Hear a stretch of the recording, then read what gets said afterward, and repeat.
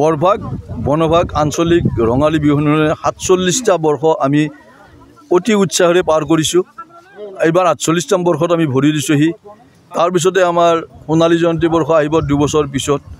গতিকে আপোনালোকৰ সংবাদ মাধ্যমৰ জৰিয়তে এই অতি পুৰণি বিহুখনৰ মাধ্যমেদি মই এই অঞ্চলৰ সমূহ ৰাইজক পোনপ্ৰথমে মই এই বিহুৰ শুভেচ্ছা জ্ঞাপন কৰিছোঁ আৰু সংবাদ মাধ্যমৰ আপোনালোকৰ কৰ্মীসকলকো মই শুভেচ্ছা জ্ঞাপন কৰি ধন্যবাদ জ্ঞাপন কৰিছোঁ।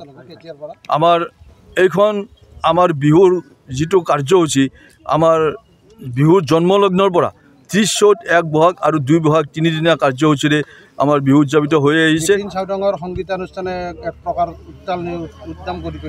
আমাৰ বহুদিনৰ আশা আছিল, ২-৩ বছৰৰ পৰা আমি আশা কৰি আছিলোঁ বিপিন চাউদাঙক আমি নিমন্ত্ৰণ কৰিম বুলি।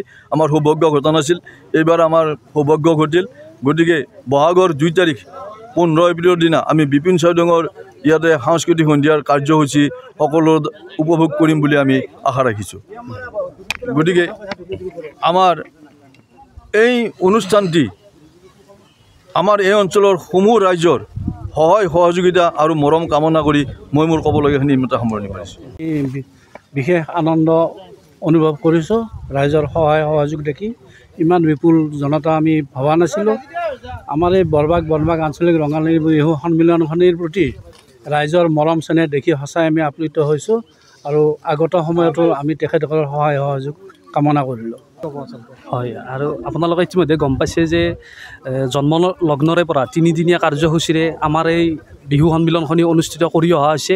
দুখন মৌজাক সামৰি বৰভাগ বনভাগ দুখন মৌজাক সামৰি এই বিহুখন অনুষ্ঠিত কৰা হয় আৰু এই অঞ্চলৰ ৰাইজৰ যথেষ্ট সঁহাৰি মৰমৰ জৰিয়তে বিহুখন উদযাপন কৰি অহা হৈছে। আৰু এইবেলি আমি অসমৰ এগৰাকী স্বনামধন্য কণ্ঠশিল্পী বিপিন চাউদাং ডাঙৰীয়াক ইয়ালৈ নিমন্ত্ৰণ জনাইছোঁ ২ তাৰিখে ২ বহাগ ১৫ এপ্ৰিল। গতিকে উক্ত কাৰ্যসূচীটো সাফল্যমণ্ডিত কৰিবলৈ আমি সমূহ বৰভাগ বনভাগবাসী ৰাইজৰ উপস্থিতিৰ লগতে সহযোগিতা আপোনালোকৰ সংবাদ মাধ্যমৰ জৰিয়তে কামনা কৰিছোঁ।